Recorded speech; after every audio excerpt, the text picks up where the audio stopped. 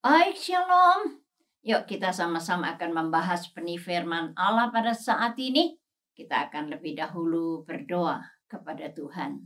Satukan hati, kami akan berdoa bersama-sama.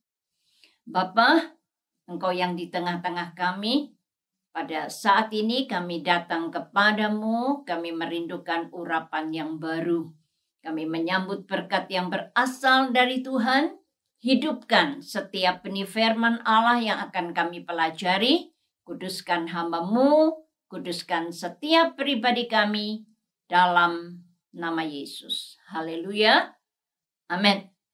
Oke, kita akan lanjut di dalam tema kebenaran pada saat ini tentang wanita yang sehat secara jasmani dan rohani.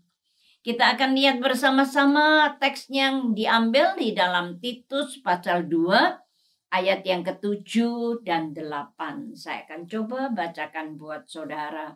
Firman Tuhan katakan, dan jadikanlah dirimu sendiri suatu teladan dalam berbuat baik. Hendaklah engkau jujur dan bersungguh-sungguh dalam mengajarkan pengajaranmu. Kemudian ayat 8, sehat dan tidak bercela dalam pemberitaanmu, sehingga lawan menjadi malu, karena tidak ada hal-hal yang buruk yang dapat mereka sebarkan tentang kita. Berdasarkan dua ayat ini, kita akan menarik satu tema dengan judul wanita yang sehat secara jasmani dan rohani. Nah, keseimbangan dalam hidup kita itu sangat penting. Karena setiap kita kiranya ditemui sehat bukan saja secara jasmani, tetapi menjadi keinginan Tuhan agar kita juga sehat secara rohani. Yuk, kita akan lihat lebih dahulu ciri-ciri ya, orang yang sehat secara jasmani lebih dahulu.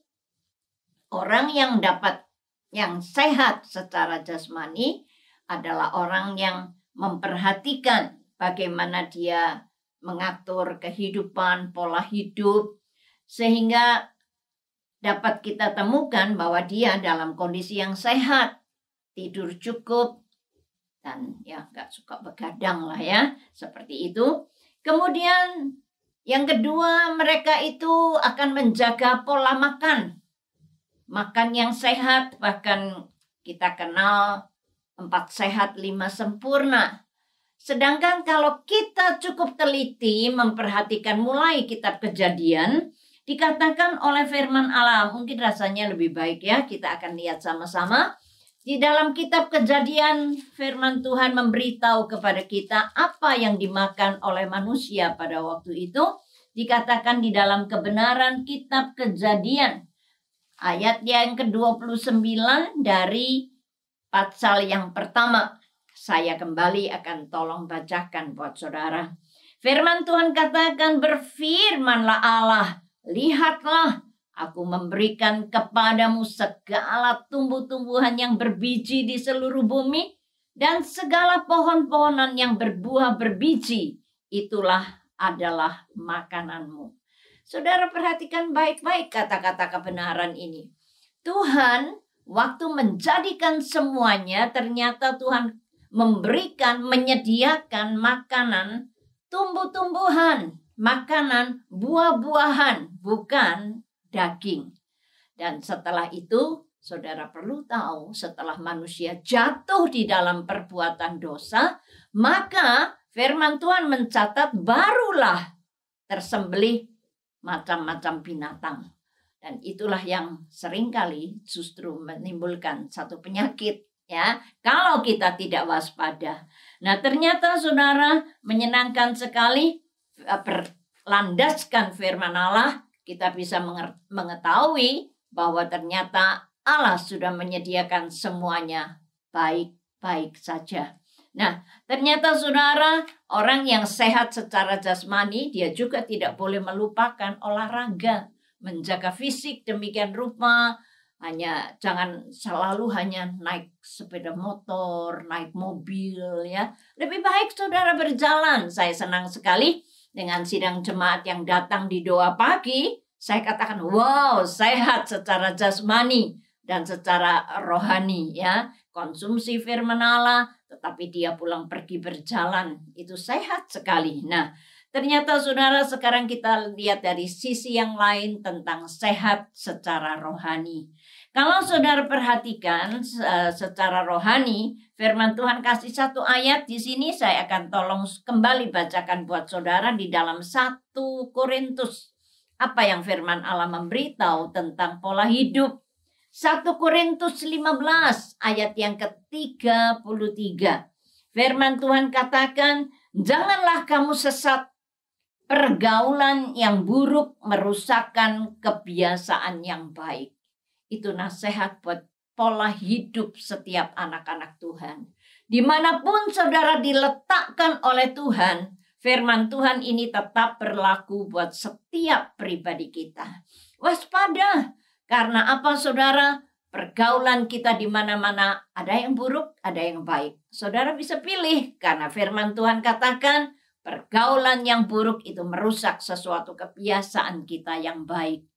Oke. Luar biasa, firman Allah juga memberitahu kepada saudara tentang pola makan. Yuk kita lihat apa yang Yesus katakan. Di dalam Injil Matius 4 ayat 4. Firman Tuhan katakan demikian. Tetapi Yesus menjawab, ada tertulis, manusia hidup bukan dari roti saja, tetapi dari setiap firman yang keluar dari mulut Allah. Saudara, Yesus memberitahu kepada saudara bahwa makanan kita bukan hanya sesuatu yang jasmani, tetapi firman Tuhan katakan setiap benih firman Allah harus menjadi makanan rohani kita. Dan kemudian saudara menyenangkan sekali juga dalam peristiwa Yesus. Kita lihat di dalam Injil Yohanes pasal 4 ayat yang ke-34. Pengalaman Yesus diungkapkan di sini. Ia memberikan jawaban kepada para muridnya. Maka kata Yesus kepada murid-muridnya, kepada mereka, makananku ialah melakukan kehendak Dia dan mengutus aku dan menyelesaikan pekerjaannya. Saudara perhatikan baik-baik, menyenangkan sekali. Dari sisi jasmani, saudara harus memperhatikan fisik saudara, tetapi jangan lupa, harus ada keseimbangan secara rohani. Firman Tuhan katakan, makananku itulah melakukan kehendak Bapa. Waktu setiap saudara mengerjakan apa yang menjadi kehendak dari Allah, berarti saudara sedang menolong pertumbuhan daripada jiwa saudara. Nah sekarang baiklah kita akan melihat bersama-sama apakah yang bisa kita dapatkan dari kehidupan seseorang yang sehat secara rohani. Kita akan melihat orang itu yang pertama, waktu seorang yang sehat rohani, maka dia mampu menjadi berkat buat orang lain. Kembali kita lihat teks kami bersama-sama. Yuk balik ya di dalam Titus pasal 2. Apa yang firman Tuhan katakan di dalam Titus pasal yang kedua? Tadi sudah kita baca, tetapi biar kita baca ulang untuk mengetahui apakah dampak akibat dari orang yang sehat secara rohani. Yuk kita akan sama-sama perhatikan kembali ayat 7 dan 8. Adalah lebih baik kita akan baca ayat 7, saya akan baca buat saudara. Ayat 8 kita bareng-bareng ya. Yuk firman Tuhan katakan di dalam Titus 2 ayat 7. Firman Tuhan katakan, dan jadikanlah dirimu sendiri suatu teladan dalam berbuat baik. Hendaklah engkau jujur dan bersungguh-sungguh dalam pengajaranmu. Nah sekarang kita sama-sama 2, 3. Sehat dan tidak bercela dalam pemberitaanmu sehingga lawanmu menjadi malu. Karena apa? Tidak ada hal-hal yang buruk yang dapat mereka sebarkan tentang kita. Saudara perhatikan baik-baik dampak akibat orang yang sehat secara rohani. Ternyata di sini lebih dahulu dikatakan, maka dia mampu untuk menjadi teladan dalam hal apa? Melakukan perbuatan baik. Saudara, khususnya di dalam kondisi yang seperti sekarang ini, terlalu banyak orang membutuhkan uluran tangan saudara. Jangan kita justru berdiam diri dan mengurung diri, tetapi justru lakukan apa yang baik yang dapat saudara lakukan. Karena itulah perlakuan seorang yang sehat secara rohani. Dan ternyata menyenangkan sekali, firman Tuhan secara terperinci memberitahu kepada saudara, di dalam berbuat baik, saudara diminta untuk hidup dalam kejujuran. Nah, saudara, orang jujur itu langka loh ya. Kalau saudara bisa melakukan hal itu dalam kehidupan keseharian saudara, rekan sekerja saudara, keluarga saudara bisa tahu kalau kehidupan yang terpancar dari kehidupan saudara adalah kejujuran, itu menyatakan bahwa saudara adalah orang yang sehat secara rohani. Dan kemudian menyenangkan sekali, penekanan firman Tuhan juga katakan, dan kita harus sungguh-sungguh dalam pengajaran kita. Waktu kita menghidupi setiap benih firman Allah, dipastikan saudara akan mampu untuk menjadi berkat dan orang akan tahu bahwa saudara sehat secara rohani. Nah, ternyata sebagai penutup saudara, satu hal yang saya ingin sampaikan kepada saudara, ternyata Rasul Yahya berpesan kepada anak buahnya yang bernama Gayus. Kita akan bisa menyimaknya di dalam Kebenaran Yohanes yang ketiga. Kita akan melihat sama-sama Yohanes pasal yang ketiga, 3 Yohanes maksud saya. Kemudian kita akan lihat pasal yang pertama, apa yang firman Allah ungkapkan di sini. Dikatakan Rasul Yahya berpesan kepada Gayus sebagai anak buahnya agar ia tetap ditemui sehat-sehat dalam segala hal. Sehat secara jasmani, sehat juga secara rohani. Sebagai seorang pelayan, jangan saudara pikir kita tidak perlu memperhatikan kesehatan kita. Sangat diperlukan. Kita harus menjaga semua apa yang konsumsi makanan yang kita makan, dan kemudian pola hidup, istirahat dan lain sebagainya, itu perlu kita kerjakan agar orang lain juga dapat kesaksian bahwa saudara sehat dan kuat secara jasmani dan juga secara rohani. Dan ternyata untuk menemukan kebenaran ini, satu hal yang dipesankan oleh Rasul Yahya, dia selalu berdoa. Dia selalu mendoakan anak buahnya yang bernama Gayus. Demikian juga satu hal yang saya rindukan, saudara para wanita produktif, saudara akan benar-benar berdampak kepada orang sekeliling saudara. Pakai waktu saudara untuk berdoa, mendoakan mereka satu dengan yang lain, agar saudara boleh menikmati sehat secara jasmani dan juga sehat secara rohani. Kiranya Tuhan memberkati setiap pribadi kita. Dan pada saat ini sebelum kita akan menutup ibadah kita akan sama-sama kembali merendahkan diri kepada Tuhan. Terima kasih Bapa.